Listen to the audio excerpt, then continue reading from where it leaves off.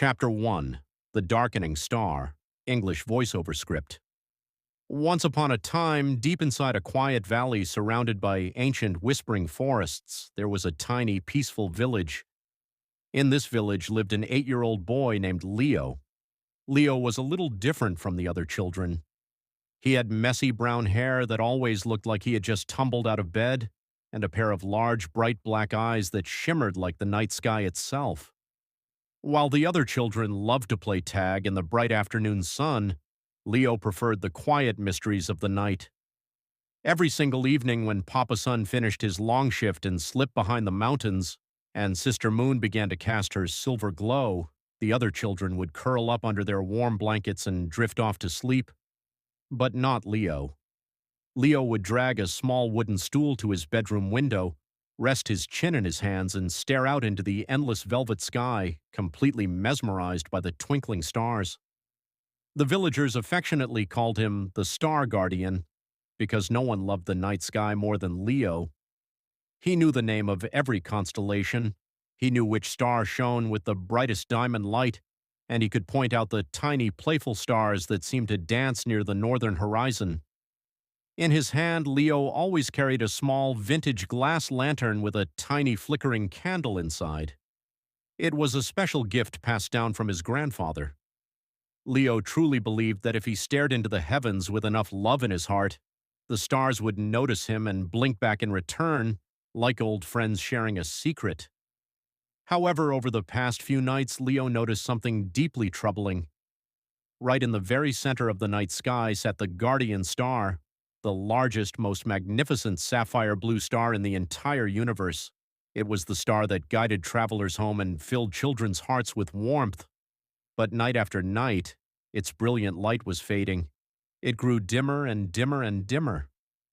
Until tonight, when Leo looked out his window, his heart sank. The beautiful sapphire star had completely lost its glow. It hung in the darkness like a cold, lifeless piece of black coal, casting a shadow over the entire valley. "Oh no," Leo whispered to himself, his eyes filling with worry. "Is the little star sick, or did it get sad and decide to turn off its light?" He couldn't bear to see the sky so dark. Clutching his grandfather's little glass lantern tightly, Leo made a brave decision. He wouldn't just sit here and watch the star disappear.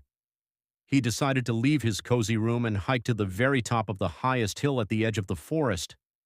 Maybe, just maybe, if he could get closer to the sky, he could call out to the star and find out what was wrong. The cool night breeze blew through the trees, making the leaves rustle with a gentle shh sound. With careful, quiet steps, Leo's small feet stepped onto the soft, dewy grass, and he began his journey into the deep, mysterious woods. Chapter 2, A Giant Magical Friend, English voiceover script.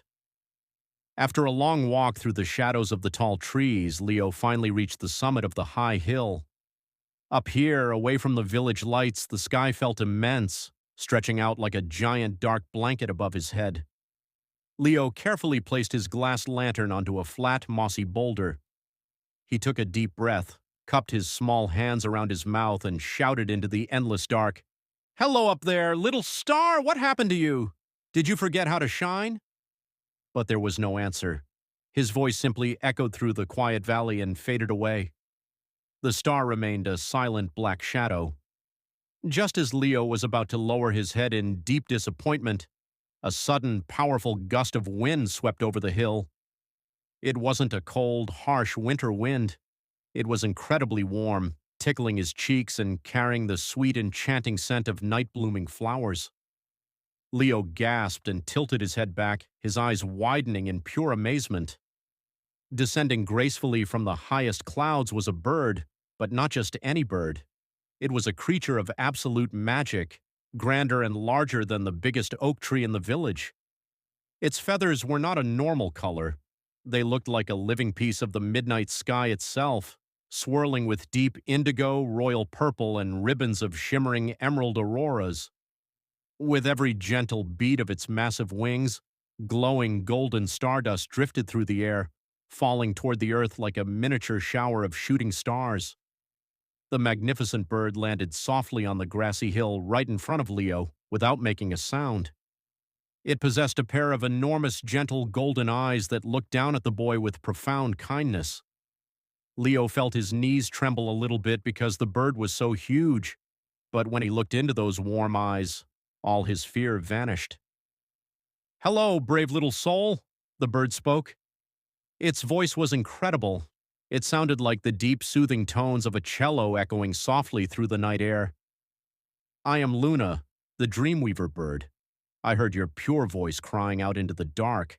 Tell me, have you come here because of the guardian star that has lost its light?" Leo nodded eagerly, pointing his small finger toward the black circle in the sky. "Yes, Luna.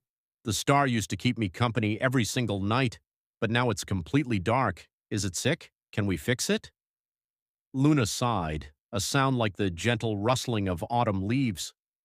She lowered her massive, beautiful wings slightly, her voice tinged with deep sorrow. "Alas, my dear boy, you are correct. The guardian star is gravely ill. You see, the star is not powered by fuel or fire. It is kept alive by the beautiful wishes and sweet dreams of children all over the world. But lately, a dark shadow of nightmares has grown too strong. These nightmares are spreading everywhere, chasing away the good dreams and swallowing up the joy. Without the energy of happy dreams, the star is starving. If we cannot find a way to heal it with the purest elements of magic, it will eventually turn into a solid, frozen stone and fall from the heavens. And if that happens, the world will lose its beautiful star-filled night forever."